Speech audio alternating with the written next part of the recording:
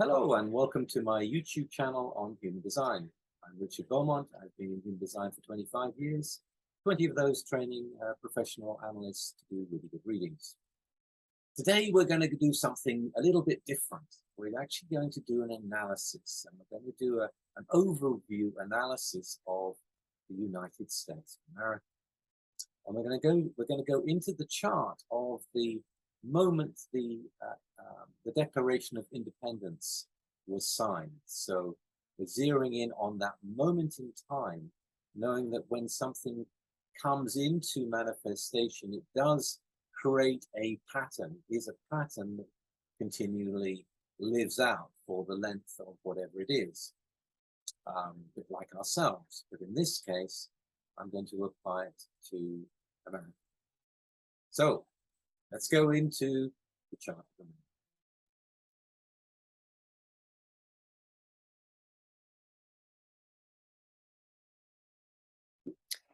Okay, so welcome to an analysis of the United States of America. What a fantastic thing to have a look at. We have, basically, you're looking at a chart that has been created based on the date of the United States Declaration of Independence. So there is no red parts of the chart because we're talking about a moment in time. But as we know through the incarnation process, when things are born, when they come into time, there is that imprint. So we're looking at the imprint of what came from the United States Declaration of Independence. And straight away, we can see there are two sides to it.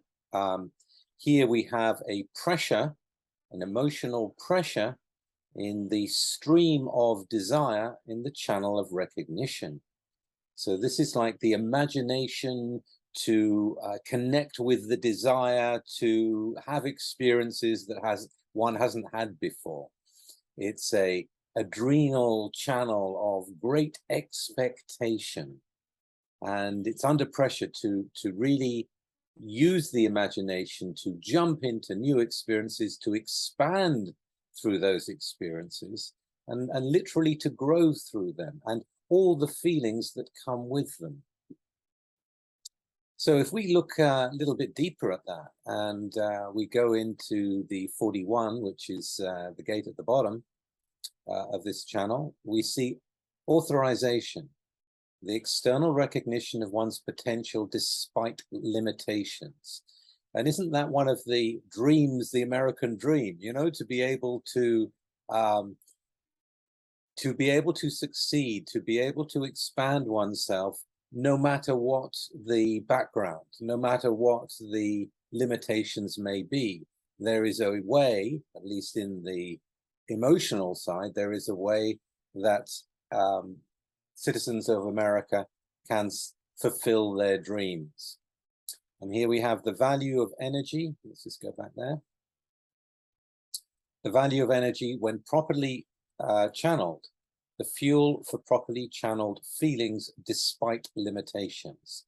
The pressure to feel so strong.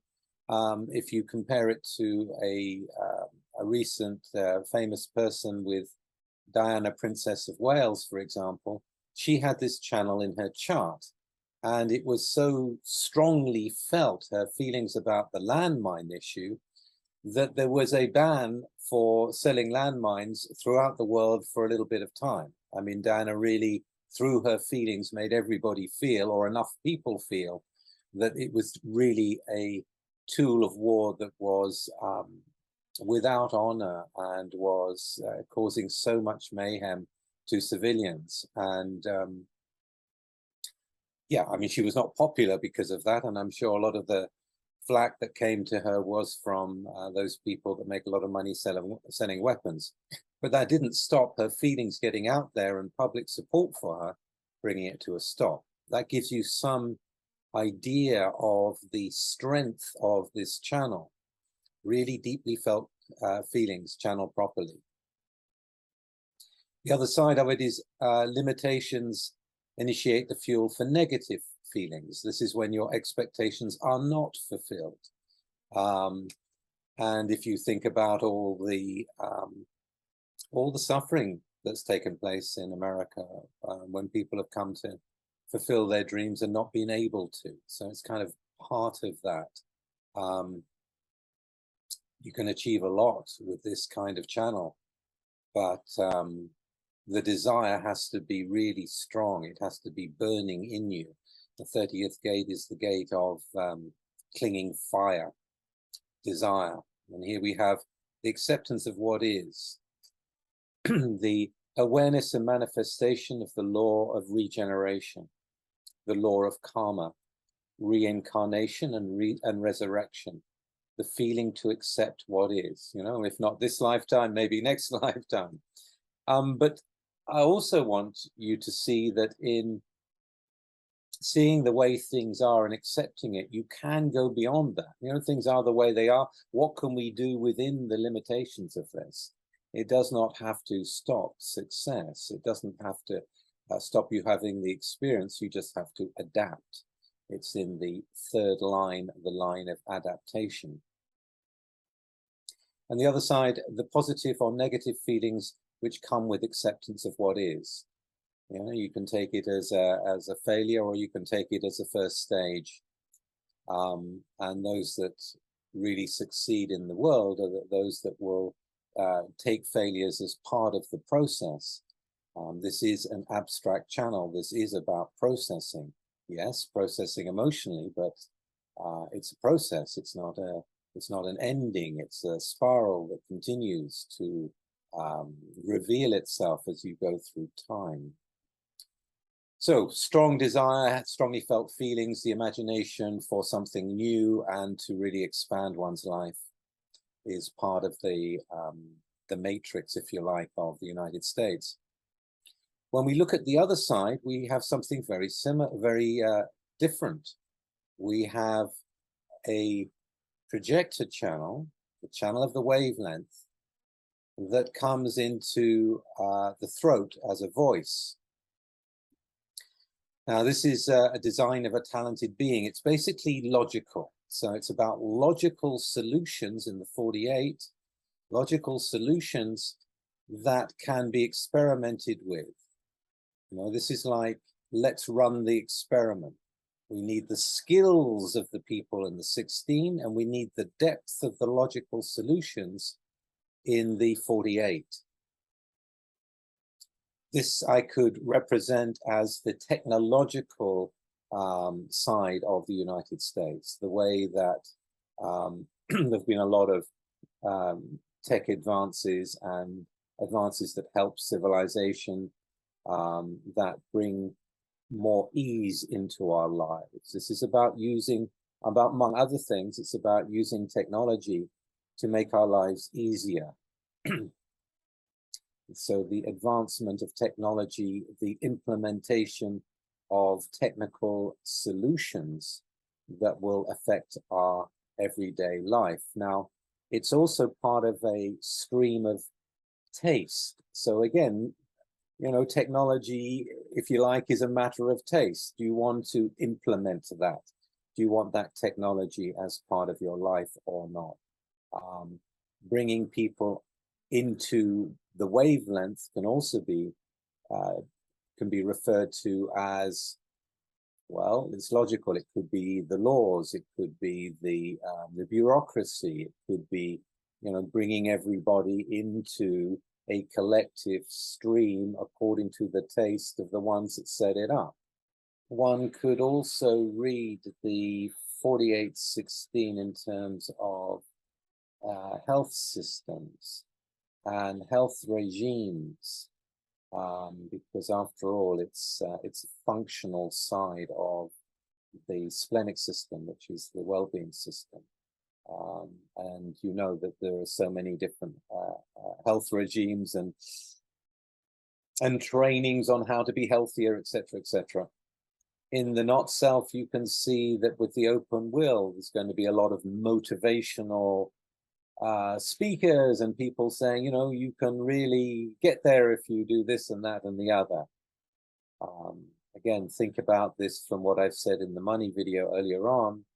about how all these open centers can be reflected in terms of the way money is attracted to America.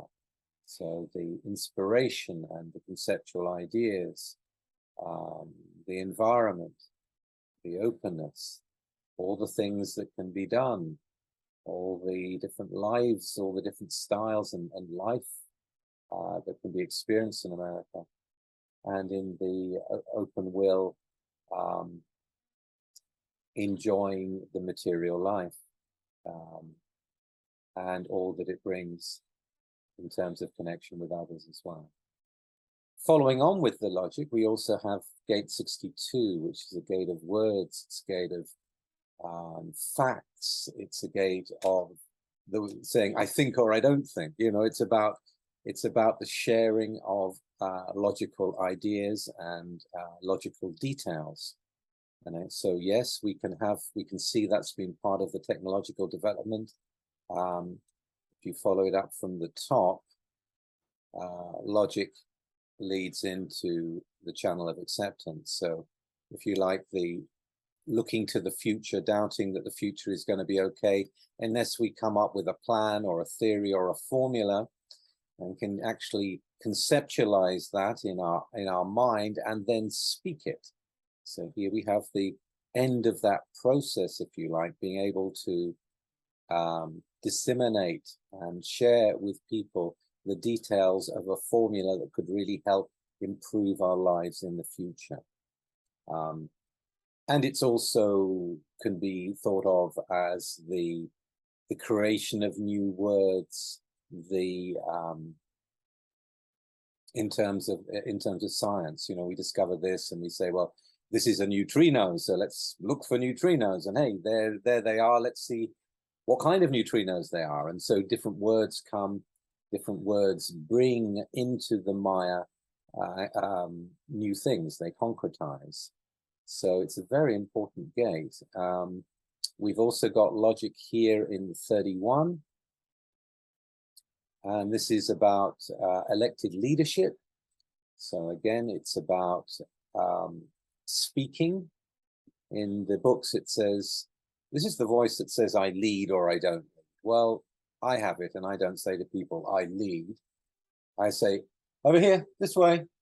That's it, come on this way. So I direct in a logical, instructional way. And it's really what our politicians should be. They should be representatives of the people and leading the people in the direction that the people really need to go to make their lives better. And of course, we know now in politics, there's such a distrust of politicians throughout the world because they don't represent the people anymore in the large number that they should. They represent their own self-gratification. Of course, that's not a proper voice of leadership. That's more a kind of tyranny. Anyway, that's all part of the matrix of this. Now think about this, the heresy in the 31. You know, the fact that America has stood for so long as being the voice, if you like, the voice of reason. Think about reason and logic with the 62, the 16, and the 31. They're all logical gates. They all have a certain rationale, a certain argument to be presented, and a standpoint to be defended. And now think about all the lawyers that are in America. I mean, there are more lawyers in America than, you know, than you can shake a stick at. It's part of the Declaration, part of the moment of the independence was to open the doors for, you know, argument and standpoints and the law and rules, etc. And of course, they can be very positive or not. They can be sensible or not. We have, I hope you're enjoying this, I am. Let's now go to the final throat gate, which is the gate of the king or the queen in Mars in the 5th line. So this is like the epitome of what a king or a queen should be. A king or a queen should be somebody with the voice to say, I give you education, you know, learn this and your lives are going to be better. Giving to the people so the people can look after themselves through education. That's ideally what it's there to be, so the people do better and they can pay more taxes to the king or the queen. But it has an educational theme in it. If we look closer, we can see it's in the line of leadership. All gathering together must have a center with a focus and a focus. The intuitive intellect and gift for innovation that will enhance the group effort and ensure continuity through respect of the center. The gift for expressing leadership on the material plane. On the other side of that, the drive for leadership that may not have yet earned the right.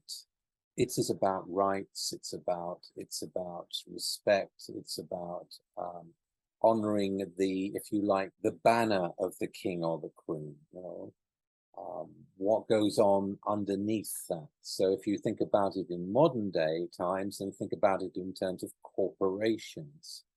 So here in the US Declaration of Independence, we see Mars, the aggressive. If I can say aggressive, I can also say immature, I can also say fiery, I can also say unstable.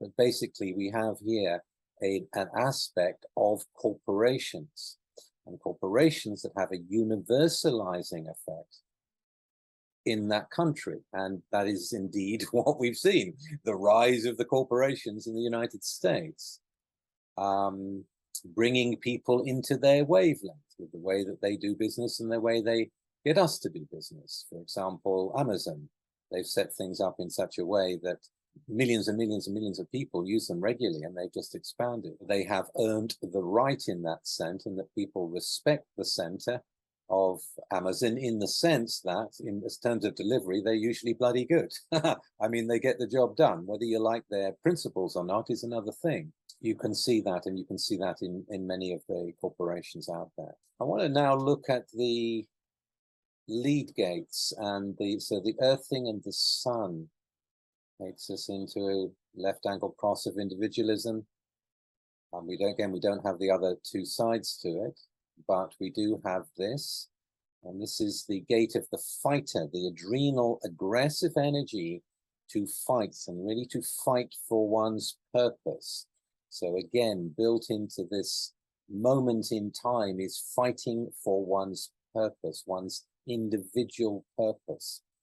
At a grounding level, the United States is grounded in people being able to fight for their purpose in life. If they have a purpose in their life and they put their energy into it and they put their, they put everything into it, they should be able to meet that fulfillment of being in the life that suits them well.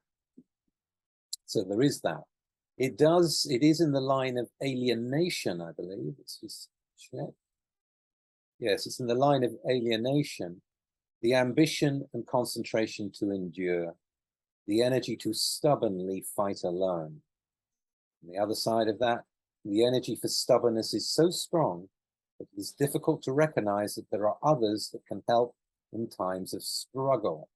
So the fighter mentality, no matter what, the Rambo character or the heroes that have come through Hollywood or whatever, the way of personifying this energy of fighting for what's right as part of one's purpose. When I say what's right, I mean what's right for that individual. But of course, it can have beneficial effects on other people's lives. So the fighter is in there, and a pretty good one too. Fifth line. The main gate here is going to be the gate of provocation. And that's here in the 39th gate. So the United States is very provoking. And how is it provoking? It's provoking in a universal way. Single-mindedness. The rare ability not to overcome, but to bypass obstacles. The imagination to establish new patterns that make the obstacles irrelevant. the imaginative energy to provoke through bypassing obstacles. And the other side of that is simple hard-headedness, the energy to provoke through hard-headedness. Well, you could see this in terms of, you could see it again in terms of the legal framework, in the way to overcome different things and make them irrelevant because of all the legal loopholes that may be there. But more than that, it's really there again to, in its best quality, to emphasize the fact if you are single-minded about really wanting happiness in your life and wanting a life that will be happy, then this is something that can get you there. Why? Because the 39 looks to the 55, which is the gate, an abundant gate that can be happy or sad. It's an individual sense of happiness. It's an abundance in provoking and making that connection, making that emotional connection with another in an individual, one person to one person situation. Here in reading the chart of a country, we've got to see it in terms of if you've got the energy, if you've got the adrenals to provoke, and in that provocation, bring in the right spirit that will help you to be happy, to attract the right emotional energy for happiness to flourish, indeed, for romance to flourish. This is part of a channel that could be called romantic. And you could even read that in terms of the Hollywood movement of romantic movies and stories. This mix between individual and collective is here. It's interesting, isn't it?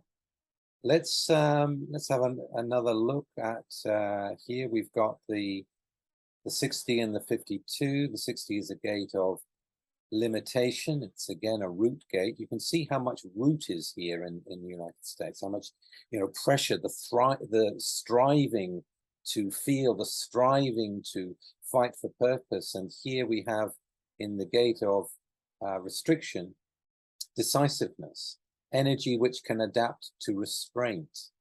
On the other side, the energy for adaptation that can get stuck without eventual mutation. Think about what it is. It's an energy that looks towards the third gate, that looks towards something new energy, life moving in a new way. So we've got here the ability to adapt to the restraint, you know, to naturally be able to wait until the right time where things can change, to never give up hope in that sense.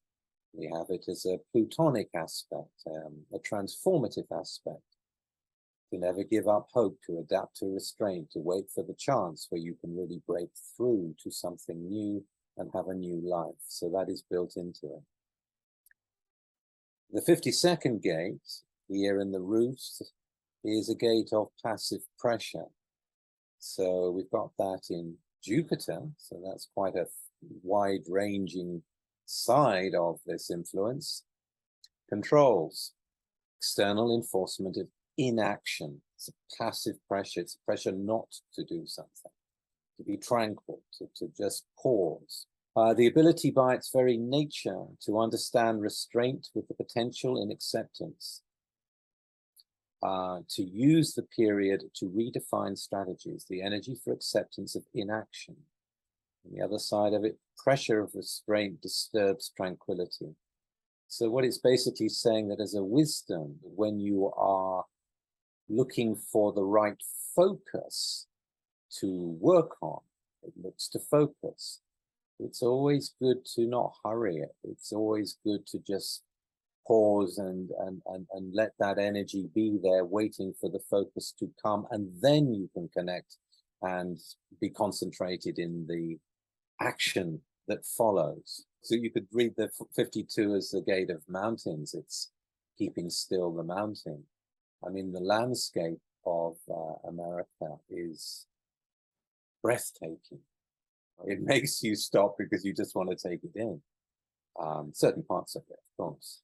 The ability to move through the American establishment and be able to take a break in between. I did that myself in the English establishment. I got accepted by university, and then I decided to leave it for a couple of years while I went and did some seeking. So I was better prepared. It was like I didn't want to rush into it. Why continue the pattern when, you know, the focus isn't completely clear yet? So passive pressure, but a power to deal with controls, to deal with people saying, you know, you should be doing this and should be doing that. No, it's always good to pause. It's always good to wait for the right timing for things. If we look at the openness, we can see here the open G with the love of humanity as the only filter. So this is a collective gate that is, you know, really there in a way. It's a kind of a homogenizing gate because of the love of humanity within a certain pattern. And this is the love of the second quarter of civilization. So what does it mean? It means a multicultural society is indicated here. And if we go, it's set in detriment. It's the only thing that's actually fixed in detriment on the surface. Modesty that is never confused with weakness. A tendency to use harmony, so in detriment, it's in the line of self-defense, in detriment, a tendency to use harmony as a weapon in problem situations rather than focusing on root causes. The power of the self to ignore the weakest point in favor of harmony. Well, I could look at this in different ways. I could say, well, you know, there is a culture within America that does allow all kinds of people to be together in this melting pot, and that you don't want you know, it's not a culture that wants to enforce it too strongly. But it is set in detriment. So there are also, you know, without the education being there, this can become a problem. Anything that's logical, logic thinks in terms of problems and solutions. So this is a potential problem, and it's a great asset in terms of, you know, the different flavors of each state. I mean, I love that. I love the fact that there are different flavors of each state.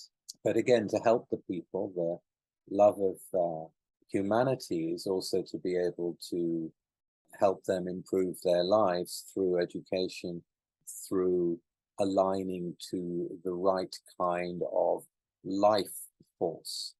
And I'm not talking merely about intellectual education. I'm also talking about educating people to come into the natural flows that exist in nature. And ideally, that's what we would be doing. If the United States doesn't have good leaders, then you can see that as a not-self tendency, this can all become quite a mess. Without good leadership, you can see that here in the open sacral, there is no fixed gate there. There are indications, which I'm not going to go into because of time, but there is no fixed gate in what to do. So it's a country that's been set up where what you do is actually up to you. Or in my case, up to what I respond to, and in Projector's case, up to what they're being invited to, etc., etc. But it is left open. And so as a wisdom, it's also a wisdom to know about life force, to know about energy, to know about power. Misused, it's the misuse of power. Used well, it is the wisdom of power and energy, and something that will really benefit the people. Well, I'll let you think about all the things that can apply to. So much potential there. So much potential for life at all levels is contained within this openness in the open sacral. The open will here, in terms of not self, we would say this is someone trying to prove themselves. So in terms of a country, in the not self, this would be, over exaggeration, trying to prove oneself through material assets, through qualifications. And again, we probably have some of that over here as well. So the educational establishment in terms of, you know, you have to get this degree and that degree and letters after your name, and then people are going to be able to take you seriously and you can prove yourself. Yeah, it creates an elitist type of shadow played out in that way. As a openness, as it's meant to be, it is the fact that no one has to prove themselves. They are what they are. There is no fixed identity here. There is an openness. It gives it speaks about the freedom to be able to just be, you know, and money shouldn't be the thing. Instead of making that the main stay of their power in America and what money can buy. How beautiful it would be if, you know, people were able to do what suits them, and there wouldn't be all the having to prove in any way. It also, with the 45 leading to it, has a propensity to lead to over control. So again, you know, different states, different games, different laws, but can lead to abuse of control. I think many people would agree that that's kind of what's happening because of the interpretation of this this document, this time. But it wasn't meant to be. It was meant to actually, obviously, there to open people up to find the communities that really suit them, you know, to be part of the commercial structures that are benevolent, to be able to pursue spiritual and inner work, to be able to transmit your own message, market in a way that suits you, which does happen. There's a lot of marketing in America, of course, but it's standardized. A lot of it's standardized because of the 15. So there's lots there that could be very positive if the country was governed with the people in mind.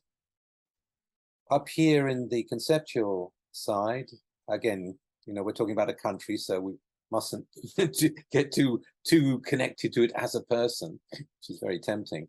You have the 47th gate in the conceptual ajna, which is basically the ability to be able to make sense of the confusion of the past.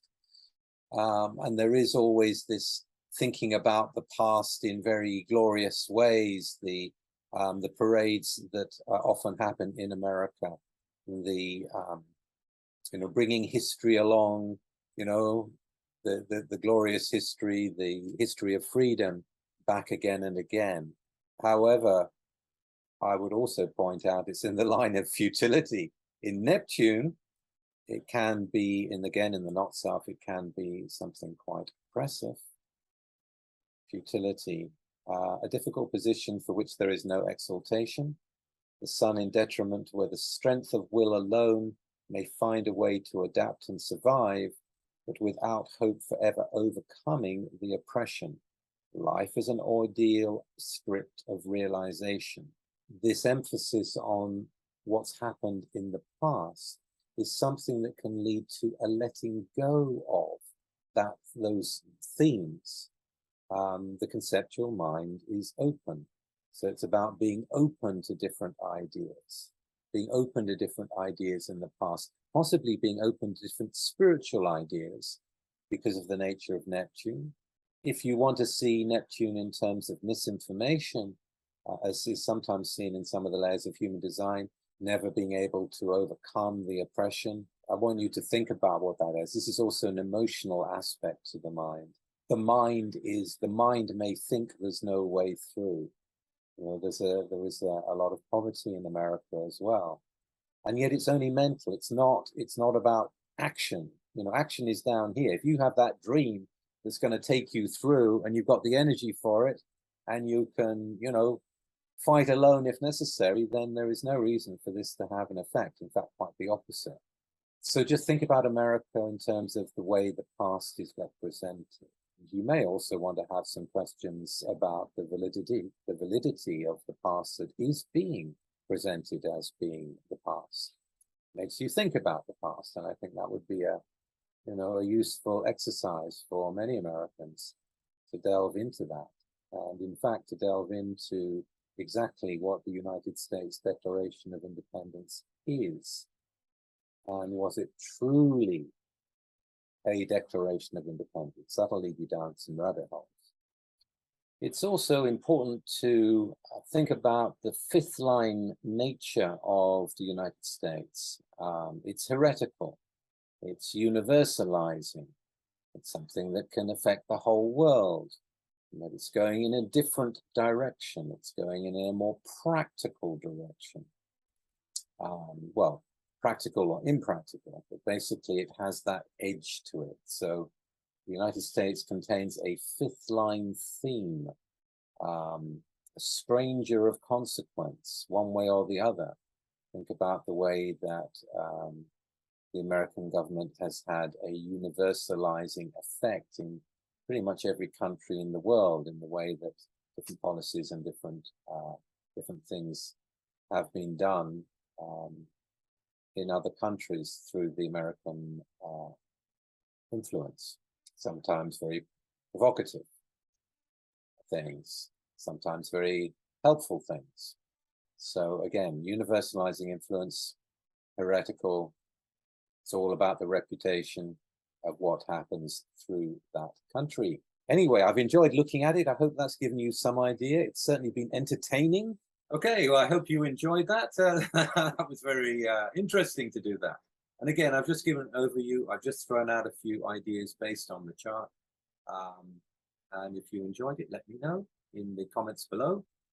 And of course, if you'd like to like and share and subscribe, that would be wonderful. And I will be back again very soon with another video.